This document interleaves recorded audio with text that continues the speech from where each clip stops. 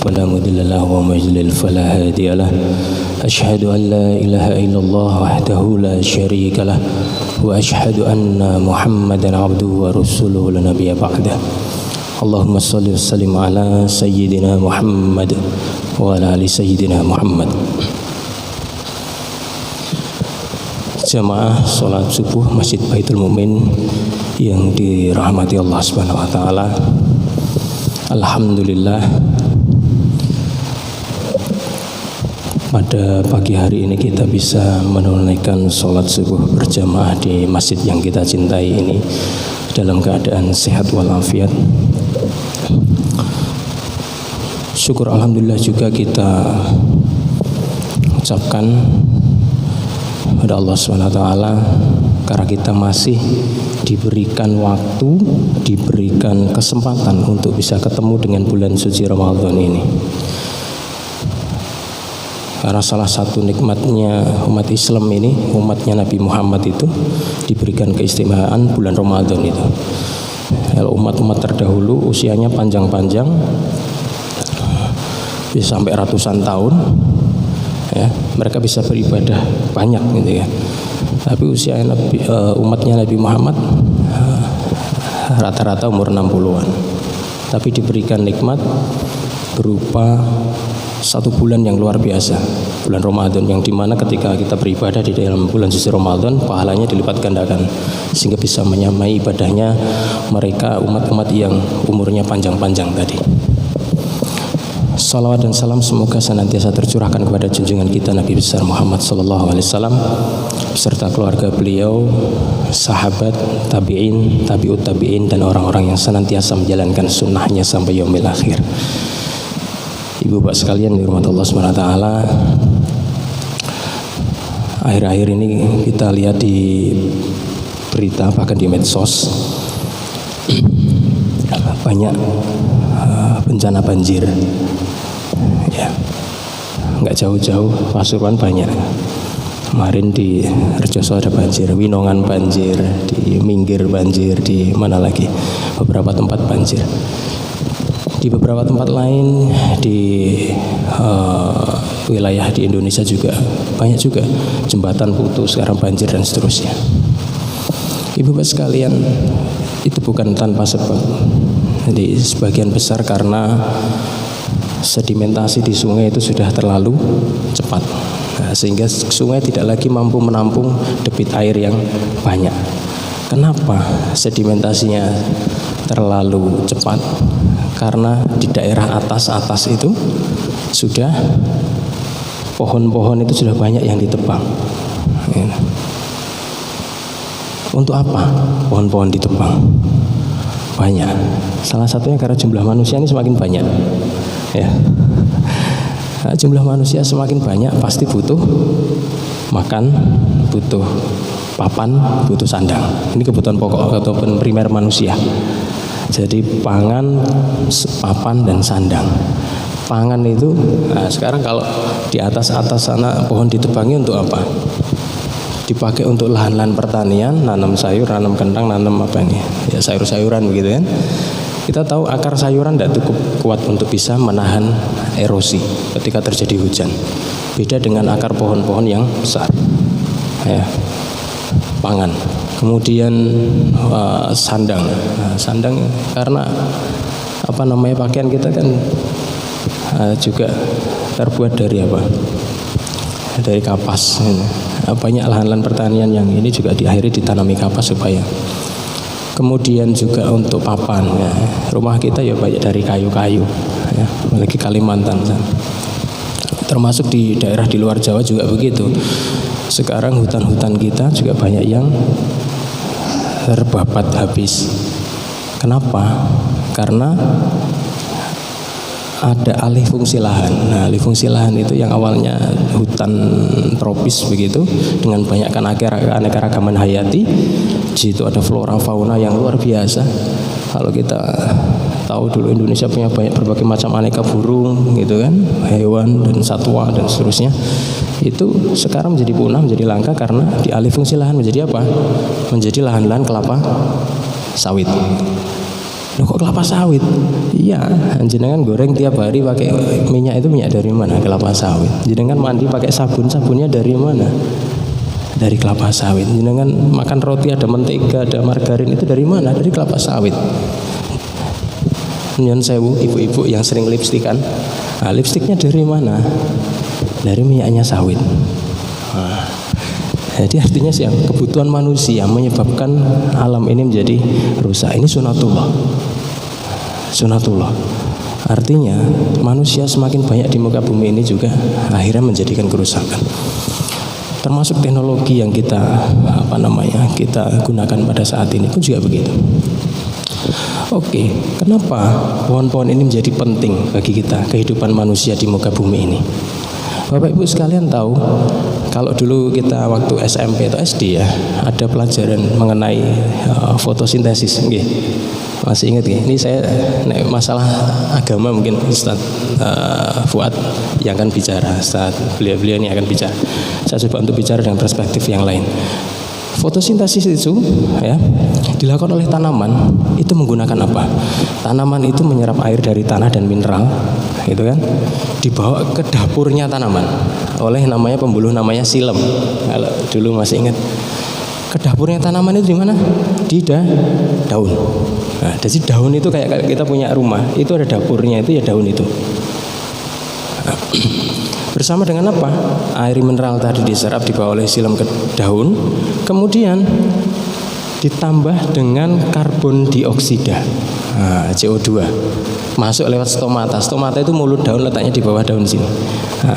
Itu membuka pagi hari sama sore hari. Kalau siang penguapan terlalu besar, dia agak menutup karena tekanan turgonnya rendah. CO2, air mineral, sama sinar matahari dimasak itu. Ini luar biasanya. Kalau orang semakin mengkaji ilmu pengetahuan itu seharusnya semakin beriman, karena dia tahu bahwa hanya satu-satunya sinar yang paling efektif dan paling membuat fotosintesis sempurna itu adalah sinar matahari. Tidak ada sinar yang lain. Nanti kalau Anda boleh baca literatur. Jadi hanya sinar matahari yang mempunyai kemampuan untuk bisa membuat fotosintesis daripada tanaman itu menjadi sempurna.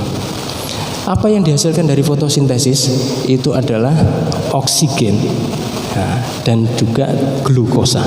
Glukosa itu cadangan makanan. Oke, yang dihasilkan tadi dua ya, oksigen dan glukosa. Nah, dua ini adalah hal yang paling penting untuk kehidupan manusia di muka bumi ini. Oksigen, panjenengan tidur pun butuh oksigen. Gini betul. Tidur pun kita butuh oksigen. Kita tetap bernafas pada saat tidur dan itu butuh oksigen. Nah, coba bayangkan kalau tanaman di muka bumi ini terus sering ditebang ini, artinya apa? Suplai oksigen untuk kita hidup di dunia ini akan menjadi berkurang.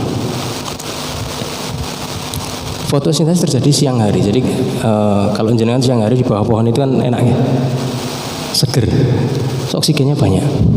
Nah, oke. Yang kedua, cadangan makanan berupa glukos itu bisa diedarkan ke seluruh tubuh tanaman, bisa untuk pertumbuhan, juga untuk membentuk buah. Nah, buah untuk siapa? Itu ada buah menjadi bulir padi, buah menjadi buah-buahan itu, atau buah menjadi yang lain yang dimakan sama manusia. Menjadi sumber makanan. Makanan itu menjadi energi juga buat manusia, buat kehidupan yang lainnya. Masya Allah. Allah menciptakan sebegitu banyaknya ini tadi. Kalau kita mau pelajari satu persatu dari proses fotosintesis saja itu luar biasa. Maka kita akan menjadi seorang yang sangat kecil sekali ketika melihat itu semua. Coba bayangkan, iki guru masalah mangan, masalah makan. Ternyata dari sebuah proses yang luar biasa tadi. Nanti coba bayangkan, pohon ditebang, fotosintesisnya menjadi berkurang. Maka boleh dikata kemarin saya baca di sebuah buku itu bahwa kehilangan hutan kita di Indonesia itu luar biasa. Karena di land clearing, di alih fungsi menjadi jadi keanekaragaman hayati menjadi banyak yang hilang. Ya. Kemudian Malang sudah mulai banjir, ya. Padahal Malang dataran tinggi. Itu karena ya di daerah Batu sekarang jadi villa-villa. Jenengan biasanya nggih nyewa villa mriko. Villa. untuk rekreasi, untuk hotel dan seterusnya, bukan untuk perumahan juga. Nah ini, Bapak sekalian, bahwa dunia ini sunatullahnya nanti akan rusak. Kita nggak perlu menjelaskan dengan ini, tapi dengan seperti ini, dengan saintifik begini, memang suatu ketika akan rusak. Jadi kiamat itu suatu keniscayaan. Jadi kalau ada orang yang nggak percaya kiamat itu nggak masuk berarti ini ya, kalau secara logika nggak masuk berarti buat dia. Padahal secara logika bisa dijelaskan begitu itu. Dengan kerusakan alam yang seperti itu, ya, maka perubahan iklim terjadi, climate change. Ya. Perubahan iklim ini menjadikan bumi lebih panas dari sebelum-sebelumnya. Kalau bumi menjadi lebih panas dari sebelum-sebelumnya, maka es yang di kutub mencair. Kalau es di kutub mencair, maka permukaan air laut akan naik. Bayangkan. Jadi sekarang Jakarta itu permukaan daratannya itu turun. Ini air laut mulai naik. Ini susu tenggelam ini. Bisa jadi tidak mustahil nanti akan terjadi seperti itu. Pulau Jawa tenggelam dan seterusnya. Artinya apa lagi? Ini membuktikan juga bahwa bumi ini fana, bumi ini nantinya akan rusak. Dan kiamat pasti terjadi. Bapak-Ibu sekalian yang dirahmati Allah SWT, dengan penjelasan-penjelasan begitu, kita ini seharusnya sebagai manusia yang beriman itu akan meningkat keimanan kita. Satu, tentang kebesaran Allah Subhanahu wa taala yang menciptakan segala sesuatunya dengan tidak sia-sia. Rabbana ma khalaqta hadza batila. Tidak ada, Allah itu menciptakan segala sesuatu ini yang sia-sia. Ya, tanaman, ya, hewan dan seterusnya. Ini semuanya punya manfaat semuanya. Rumput sekalipun punya manfaat. Nanti dimakan sama hewan, dimakan sama ini, gitu ya. Apalagi lalat, nyamuk pun juga punya manfaat. Nah, itu berdiri pabrik-pabrik obat nyamuk. Karena ada nyamuk ya. Ada obat-obat untuk demam berdarah. Ini kan juga karena nyamuk. Tidak ada yang sia-sia. Satu, kita akan semakin beriman dan mengakui kebesaran Allah Subhanahu wa taala. Sehingga di dalam sujud-sujud kita itu harusnya lebih khusyuk di situ. Karena pada saat kita pada posisi yang terendah, di situ kita mengucapkan Allah yang Maha Tinggi. Saat rukuk kita mengucapkan Allah yang Maha Agung. Subhanallah, meningkatkan keimanan kita untuk mengagungkan asma Allah. Yang kedua, menyadari bahwa segala sesuatu yang ada di muka bumi ini nantinya akan rusak, ya, akan rusak. Sehingga kita satu, ikhtiarnya tetap menjaga kelestariannya.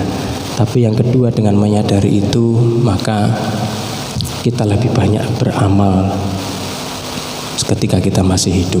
Karena nggak mungkin kita hidup selamanya di muka bumi ini. Sama seperti hari inilah, kita menghadapi bulan Ramadan. Tahun lalu kita mungkin masih bersama tetangga kita, datang ke masjid untuk sholat tarawih, sholat subuh. Tapi saat ini ada tetangga kita yang saat ini sudah mendahului kita, tidak datang sholat subuh karena sudah dipanggil duluan oleh Allah SWT. Dan kita pun nggak punya pengetahuan apakah kita masih bisa ketemu Ramadan tahun depan atau tidak. Maka yang hari ini kita bertemu, manfaatkan betul Ramadan ini dengan sebaik-baiknya. Itu yang kedua. Dan yang ketiga, kemampuan kita untuk terus mengkaji ilmu Allah. Semangat kita untuk terus mengkaji ilmu Allah. Karena apa? Orang yang berilmu akan ditinggikan derajatnya Allah SWT. Jadi ilmu Allah sangat luas, sangat besar sekali. Bahkan ketika seluruh pohon yang ada di muka bumi ini menjadi pena dan seluruh air lautan itu menjadi tinta yang gak akan pernah cukup untuk menuliskan ilmu Allah.